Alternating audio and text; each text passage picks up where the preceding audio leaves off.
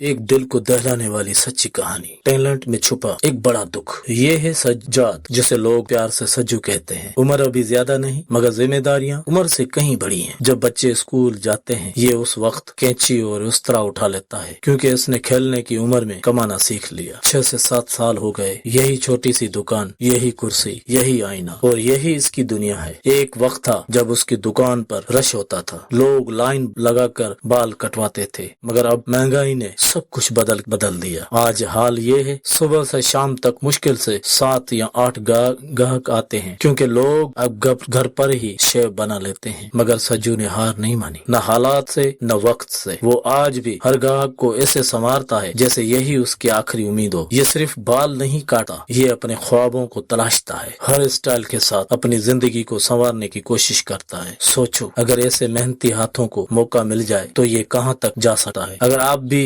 سجو جیسے محنتی لوگوں کی قدر کرتے ہیں تو اس ویڈیو کو شیئر کریں اور ہمارے channel hand in talent show by Sagar چاوڑوں کو سبسکرائب کریں، کیونکہ ٹیلنٹ کی کمی نہیں، صرف پہچان کی ضرورت ہے۔ دوستو، آپ کو یہ ویڈیو کیسی لگی؟ اپنی رائے سے ضرور آگاہ کریں۔ شکریہ۔ پھر ملیں گے کسی گمنام ٹیلنٹ کے ساتھ، تب تک ساگر چاوڑوں کو دیں اجازت۔ اللہ نگہبان۔ السلام علیکم پاکستان۔